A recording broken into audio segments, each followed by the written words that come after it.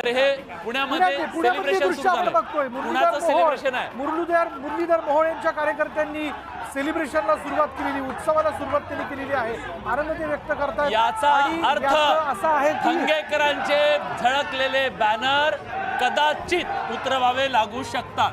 त्यामुळे घाई कुठल्याही गोष्टीची चांगली नसते असं म्हणतात. पैलवान हे पुण्याच्या आखाड्यामध्ये होते. तिथे जर आपण पाहिलं वसंत मोरे, रवींद्र धंगेकर आणि त्याचबरोबर मुरली अण्णा मोहोळ हे विजयाच्या दिशेने वाटचाल करतात असं इथे दिसून येतं. दुसरीकडे आवाज आणि बारामतीमध्ये तुतारी जी आहे ती वाजवल्या जाते, कारण सुप्रियाताईंनी आपला लीड जो आहे तो कायम ठेवलेला आहे. साधारण 36,000चा लीड जो आहे तो त्यांनी कायम ठेवल्याचं आपण बघतोय.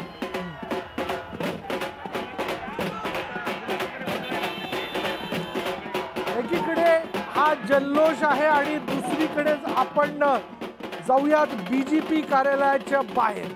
बीजेपी कार्यालयाच्या बाहेर काहीशी शांतता असल्याचं कळतंय, तशी माहिती आपल्याला मिळते. थेट तिथली दृश्य आपण बघूयात.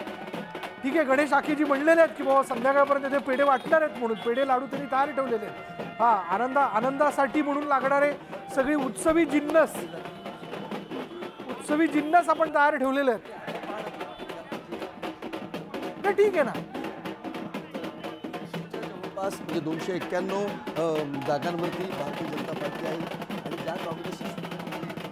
या घडीची सर्वात मोठी बातमी आपल्यापर्यंत एक ब्रेकिंग न्यूज पोहोचते. एका बाजूला हे सगळे निकाल येत असताना, आघाडी आणि पिछाडी समोर येत असताना काँग्रेस नितीश कुमारांशी चर्चा करणार. बापरे, टीडीपी आणि नितीश कुमारांशी चर्चा करणार.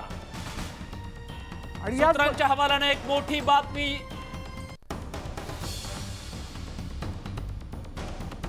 आताच्या घडीला नितीश कुमार यांच्याकडे बऱ्याच जागा आहेत. आपण मॅजिक वॉलच्या माध्यमातून जाणून घेऊया की नितीश कुमार यांच्याकडे किती जागा आहेत.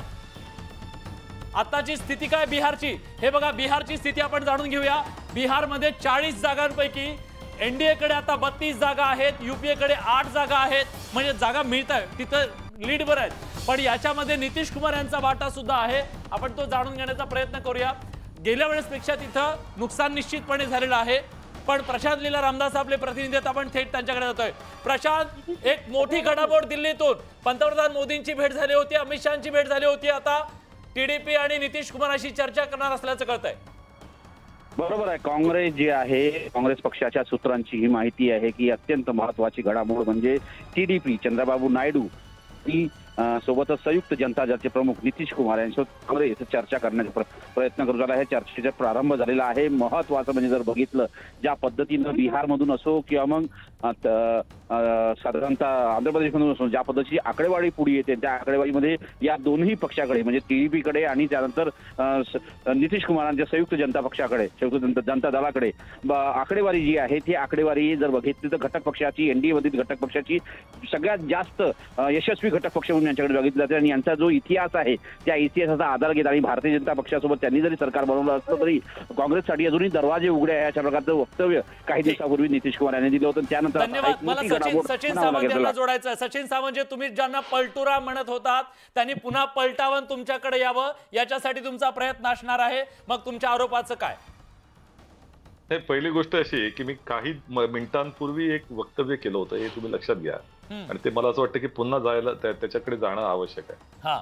की एक अकेला सप्पे भारी म्हणणाऱ्याची आजची अवस्था अशी आहे की भारतीय जनता पक्षाला स्वतःच्या जीवावरती बहुमत नाही, 239 काहीतरी 38 दिसत आहेत. आणि इथनं राजकारण भविष्यामध्ये काय होईल हे आपल्याला सांगता येणार नाही. कारण एनडीएचे अनेक सहकारी हे ज्या पद्धतीने त्यांनी ओढून घेतले त्याच्यामध्ये त्यांच्यावरती केलेले अत्याचार, त्यांचे हात पिरगळणं ही भूमिका होती. नितीश कुमारांना कशा पद्धतीनं आणण्यात आलं, त्यांच्या आमदारांना पहिल्यांदा फोडण्यात आलं होतं आणि त्यानंतर ते आले होते. त्यामुळे ते काही फार मोठ्या मनाने गेले होते असं नाही. त्यामुळे ज्या वेळेला मोदींचं हे राजकारण समोर असताना अशा परिस्थितीमध्ये जेव्हा एक देशाचं राजकारण येईल त्यावेळेला काय भूमिका कुठले पक्ष घेतील हे आता सांगता येत नाही. आमच्या दृष्टिकोनातून मोदी पर्व हे देशावरचा अत्याचार पर्व आहे, अहंकार पर्व आहे, अनितीचं पर्व आहे. ते त्या ठिकाणी संपवणं ही प्राथमिकता आहे. आणि म्हणून या पुढच्या कालावधीमध्ये देशाचं राजकारण बदलणार आहे या मताशी मी ठाम आहे. एवढं ठीक आहे. तुमच्या मित्रांना खुणावतायत ते. सचिनजी, तुम्ही कसल्याही पद्धतीचे शब्द जरी वापरले, अत्याचार पर्व, अन्याय पर्व म्हणजे मोदी पर्व, अहो ह्या जगाने मान्य केलं मोदीचं मोठेपण. विश्व